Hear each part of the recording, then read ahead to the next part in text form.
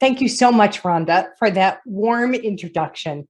And I'm just thrilled to have the opportunity to present to you on a topic that is near and dear to my heart and that I feel very passionate about. And it's all about establishing rapport and trust. And as you can see on the opening slide, this can be done in moments, as it says. And when it's done well, this really does last a lifetime. I'm sure many of you have taken courses on listening. You've thought about this topic a lot, and I'm sure you're very skilled at it. And it clearly is foundational. And many of us have been taught active listening, leaning forward and making eye contact, right? Not talking when other people are talking, conveying that you're listening through minimal encouragers and body language or repeating back what you've heard. But I want to talk to you about it today in a completely different way that I think is more practical in a lot of ways. And it's these three levels of listening. So we're going to talk about 1, 2, and 3, listening to reply, listening to understand, and listening for what's not being said. So when we talk about listening to reply, and again, this can be an occupational hazard, I'm afraid. It's about forming the answer when the other person's talking. And often it's about feeling like we have to show that we're smart enough, that we have something to add, that we have this value that we're providing to the client or the customer. And so we're not fully listening. We're just forming in our head, how are we going to respond to this? As a professional, I want you to think about how you can step back and not do that. And here's the key. You want to make sure that you recognize that you're bringing value by simply being a connected human being. During the pandemic, I think more than ever, we've recognized this need for connection with one another. And here's your opportunity in the way you listen. If you are ever in perhaps your marriage or another personal relationship, you ever hear someone say, "You aren't listening to me, you're listening at level 1." This is what happens when we listen at level 1. Level 2 is about listening to understand. This is obviously a better level to listen to. You can see the relationship is developing as you're doing this. This requires you to slow down, to pause, to ask clarifying questions, and to be present. Now, be present is a funny word, a funny expression, because you may say, well, what exactly does that mean? We know it when we feel it, when somebody is actually there with us and present. You can do this in an instant with someone. You could do this in the grocery store with the clerk that you are interacting with. You can simply be present on what that person is saying and doing in an instant. That's why we say this is about having these skills in an instant that can build a very connected relationship. Think about how you feel when someone listens to you at that level. Again, just take a moment, think about someone who listens to you, who's present with you, who you know is there. They don't interrupt you, they're pausing. These people are gifts in our lives because for most of us, we have very few of these people who are really able to do this with us. If you do this, you will see your professional and personal relationships transform. But there's a third level, builds on everything we just talked about. And it's about listening for what's not being said. So again, this is about building on level 2. And when I say listening for what's not being said, you may say, well, what the heck does that mean? This is about reading body language. This is about thinking about what that person may be feeling in what they're doing. This is about asking about how someone is feeling when you're having a conversation with them. This is what's key, to go to level 3 whenever you can. And I'm going to give you an example of the difference between level 2 and level 3 and why this matters. This was actually a financial service professional I knew, really respected.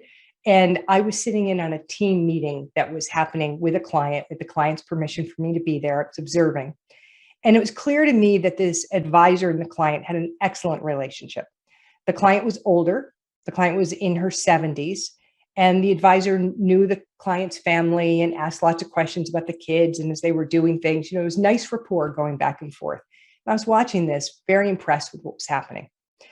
At the end of the meeting, as the advisor had wrapped things up for her part of the meeting, the client mentioned that she was taking a trip to Italy to see her mother. Now I'm sitting there and I'm thinking, wow, okay, this woman's in her 70s. I wonder how old her mom is. And the advisor had already checked out. So she was listening to the content, but she was not listening at level 3 at all. And so when the the client said, "I'm going to Italy to see my mom," the advisor said, "Oh, have a great trip. When you get back, well, I'd love to hear all about it." And she's kind of looking down and, folding her papers like this. And I watched the client's face, and this was clearly not a happy trip. I could read the body language instantly, and so would the advisor if she'd looked up. And so I went over to the client after, as we were walking out, and I said, "How's your mom doing?" And she went, "Oh, my mom has dementia. I'm not even sure she'll recognize me. I think this may be the last time I see my mom." Well, you can imagine, I stood there for just a moment. It was very quick. And I said, "I'm so sorry. I can't even imagine how hard this trip must be for you." She said, "It's really a tough trip."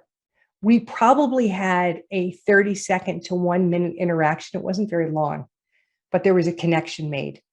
And that advisor missed it.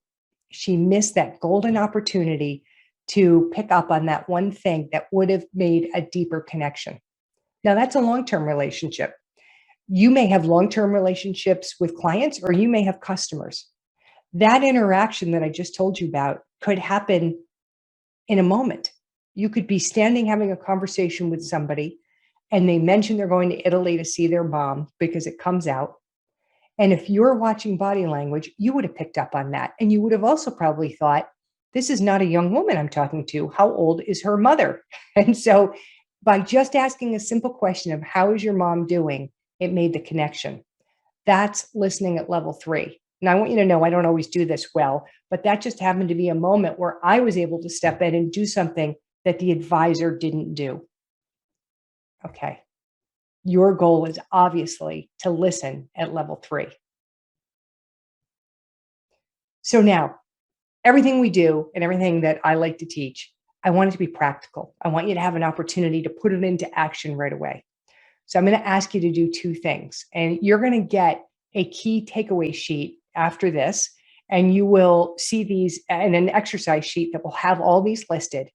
I'm going to encourage you to spend one day observing how you get listened to in your life. Notice how it feels.